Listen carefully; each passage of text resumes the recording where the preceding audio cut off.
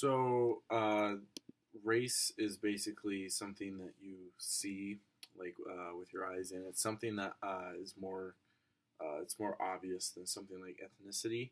Versus, which ethnicity is basically like the culture that you come from, kind of just the way you were raised and the certain things that you were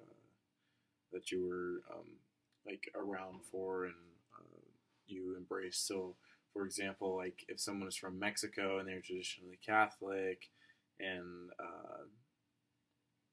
they value family a lot. That's more of your ethnicity and the way you were raised based on your culture and kind of how everybody is. Uh, Versus race, which is like the color of your skin. It's more pigment. It's more the eyes. It's more your hair. Um, but in the text, it talks about biological racism, which is it kind of dives into the whole race discussion. How it talks about how like some people who are racist think that just like genetically based on your genetic makeup and the genes you have and just kind of how you were made, that whites are superior to non-whites. Um, so that can kind of answer the whole what is race or what is race in the two different ways it's generally understood.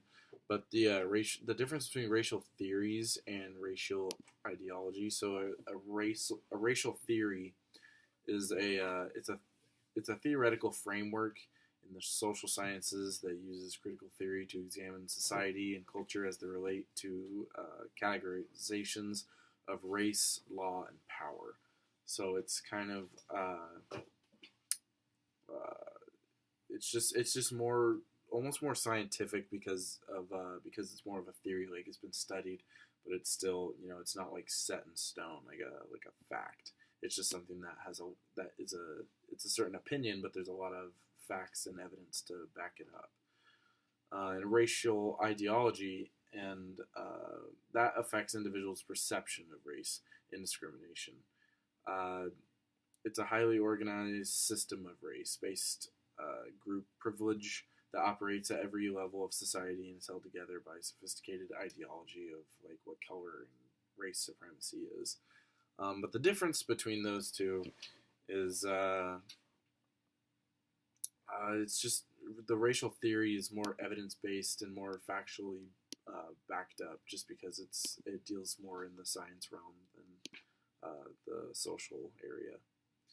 But and the difference between institutional, systematic, and structural racism is kind of a really hard question to ask because like institutional racism is like a form of racism expressed in the practice of social and political institutions. So it's more set in stone. It's more prevalent and more obvious in a more professional matter versus just kind of socially. It's actually like in framework and it's in data and it's in research. But and then there's structural racism, which the systems, social forces, institutions, um, ideologies, and processes that interact with one another to generate and reinforce kind of inequalities between racial groups. Um, and then the systematic racism it's a lot different just because like the previous two kind of deal more along the lines of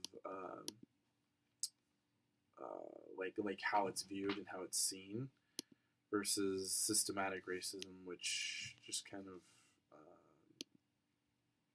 it's really hard to just kind of explain in just like a complete obvious setting. But race it basically talks about how it shows up in our lives across institutions and society, like wealth gap, employment, housing discrimination, government, surveillance, the amount of people in jail, who are in jail, drug arrests, immigration arrests, um, yeah, so systematic racism is definitely it's definitely a thing, but the way colorblind racism works, and that was something that really intrigued me, was just because I wanted to know if it was um, more accidental versus on purpose.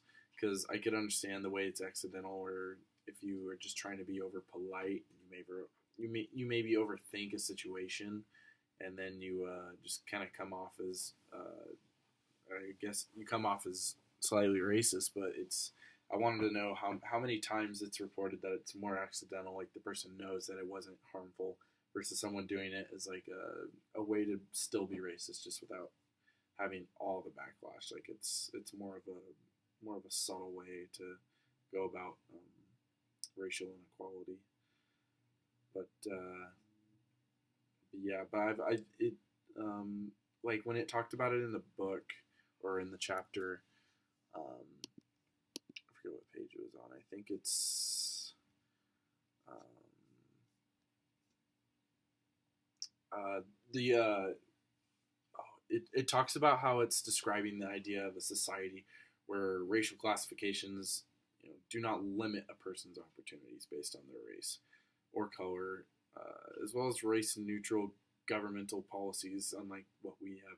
I guess what we have now, and it just rejects discrimination in any form, and is said to promote the goal of racial equality.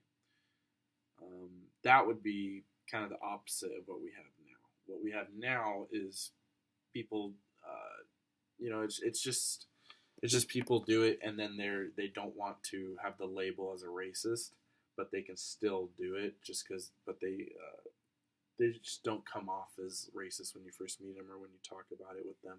It's more of it's just more hidden, um, I guess. But